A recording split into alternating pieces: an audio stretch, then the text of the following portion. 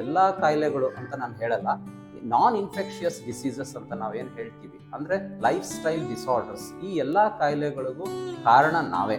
ನಾವು ಯಾರನ್ನು ಹೊರಗಡೆ ಇರೋರನ್ನ ದೂಷಿಸೋಕ್ಕಾಗಲ್ಲ ಅಥವಾ ಇದೇ ಕಾರಣ ಅಂತ ಹೇಳೋಕ್ಕಾಗಲ್ಲ. ನಾವು ಏನು ಊಟ ಮಾಡ್ತೀವಿ, ನಾವು ಏನು ದಿನನಿತ್ಯ ಹೇಗಿರ್ತೀವಿ, ನಮ್ಮ ಜೀವನ ಕ್ರಮ ಹೇಗಿದೆ, ಅದ್ರ ಮೇಲೇ ನಮ್ಮ ಕಾಯಿಲೆಗಳು they are based on that.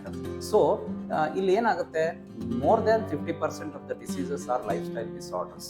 So it is better to adapt a good life style, good habits and a daily routine exercises. ರೋಗ ಬಂದ ಮೇಲೆ ವೈದ್ಯರನ್ನ ಕಾಣ್ಬೋದು, ಆದರೆ ನೀವು ತಡೆಗಟ್ಟೋದು ನಿಮ್ಮ ಕೈಯಲ್ಲೇ ಇರುವಾಗ ಖಂಡಿತವಾಗಿ ನೀವು ತಡೆಗಟ್ಟಿ ನಿಮ್ಮ ಆಹಾರ ಕ್ರಮಗಳನ್ನು ಸರಿಯಾಗಿ ರೂಪಿಸ್ಕೊಳ್ಳಿ, ವೈದ್ಯರ ಸಲಹೆ ಪಡೀರಿ.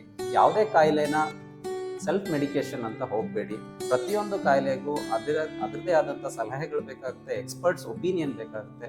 ಹಾಗಾಗಿ ಇದನ್ನ ನೀವು ಅಳವಡಿಸ್ಕೊಂಡಾಗ 60% ಆಫ್ ದ ಡಿಸೀಸಸ್ ನೀವು ಅವಾಯ್ಡ್ ಮಾಡ್ಬೋದು. ರಿಮೈನಿಂಗ್ 40% ಆಫ್ ದ ಡಿಸೀಸಸ್ ಏನು ಮಾಡಬೇಕು ಅಂತ ನೀವು ಕೇಳ್ಬೋದು. ಅದು they are all come under emergency are ಈಗ ಫಾರ್ ಎಕ್ಸಾಂಪಲ್ ಕಾರ್ಡಿಯಾಕ್, ಈಗ ಒಂದು ಇಸ್ಕೆಮಿಕ್ ಡಿಸೀಸ್ ಅಂತಾನೆ ಹೇಳ್ಬೋದು. ಅದು ಸಡನ್ ಆಗಿ ಬರ್ಬೋದು. ಯಾಕೆ ಬಂತು ಅಂತ ಮತ್ತೆ once again life style.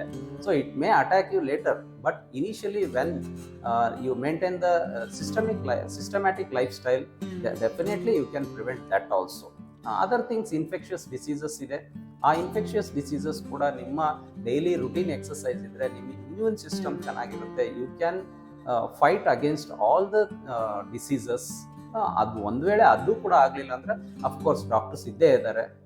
So ಹಾಗಾಗಿ ಇದನ್ನೆಲ್ಲ ಒಟ್ಟುಗೂಡಿಸಿದಾಗ ನಿಮ್ಮ ಜೀವನ ಕ್ರಮ ಮತ್ತು ಆಹಾರ ಕ್ರಮ ಬಹಳ ಮುಖ್ಯ ಆಗುತ್ತೆ.